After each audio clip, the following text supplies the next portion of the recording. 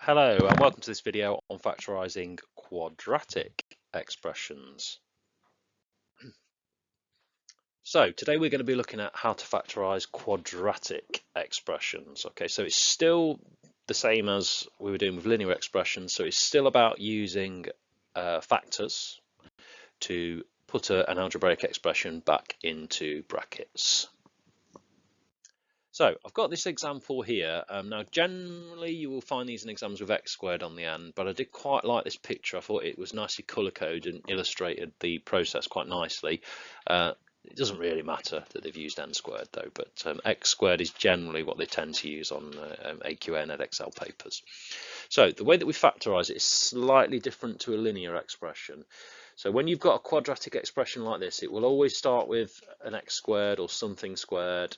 It will have a number in the middle followed by that same letter, and then it will generally have a number on the end as well. There are some that are slightly different.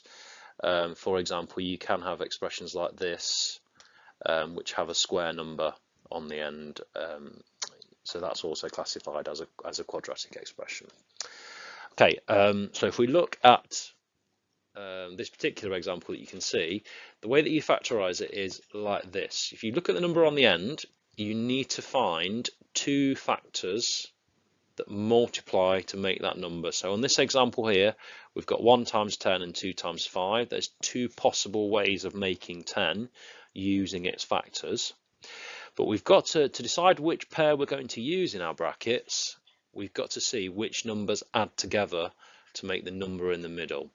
So we can see here, well, 1 add 10 is 11, so it can't be that particular example, but 2 add 5 does make 7, so it's got to be a positive 2 and a positive 5 inside our brackets, as you can see just down there.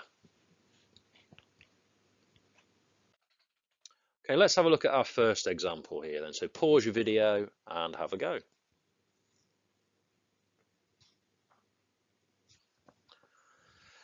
Okay, so in this example then, there are lots of numbers that do multiply to make 48. So before I show you the correct pair, let's give you another number, another set of numbers. Well, 12 times 4 is 48, but 12 add 4 is 16. So it can't possibly be that combination, because whilst we have 48 on the end, we've got 14x in the middle there. So the combination that works is this one. So we've got 6 times 8, which does equal 48, and 6 add 8 does make 14.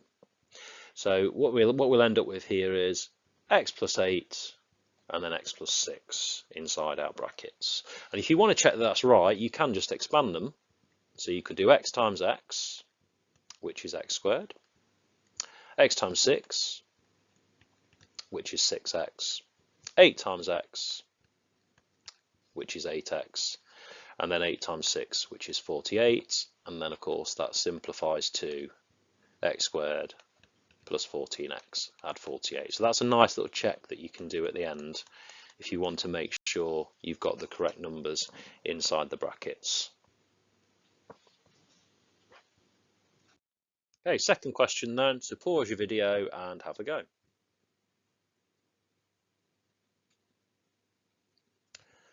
Okay, so on this one then we've got 9 times 7, which is 63 here on the end, and then 9 add 7 makes your 16x in the middle.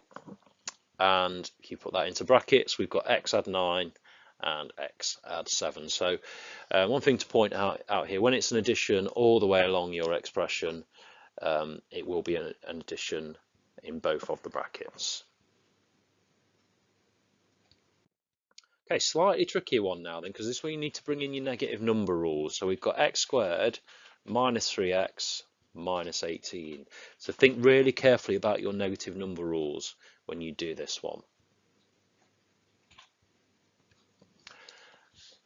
Okay, first of all then, let's have a look at the numbers that we can multiply to get 18. So you can do, so if we just ignore the fact it's negative for now, we can do 2 times 9.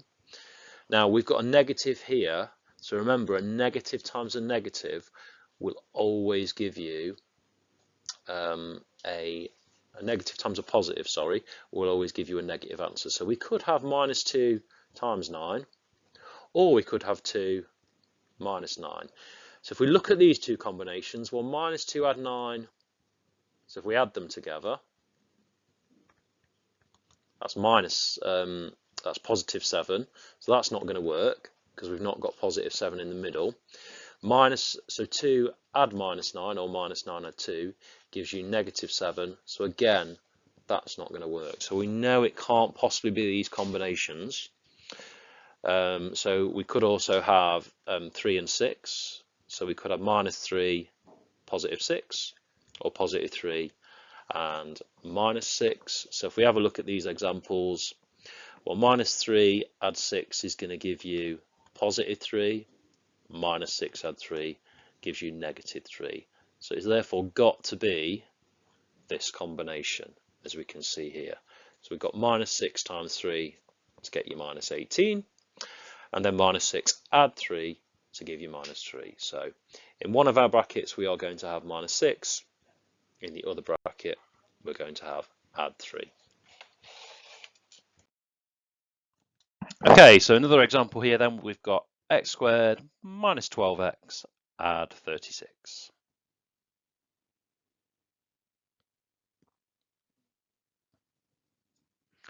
Okay, so if we have a look at this one then, you will notice that we've got a positive on the end, so an addition on the end of this expression. So we've got add 36, and we've got a negative in the middle, so a subtract 12x.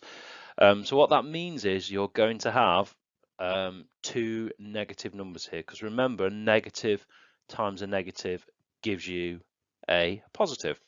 So our two negative numbers here are minus 6 times minus 6, because minus 6 times minus 6 gives you 36, and minus 6 add minus 6 will give you minus 12.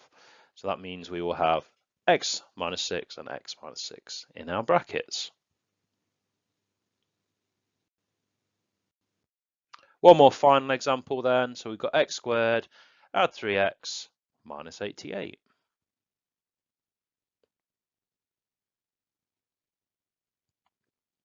Okay, so we've got 11 times minus 8 here, which will give you minus 88. And then 11 add minus 8, or minus 8 add 11, will give you positive 3.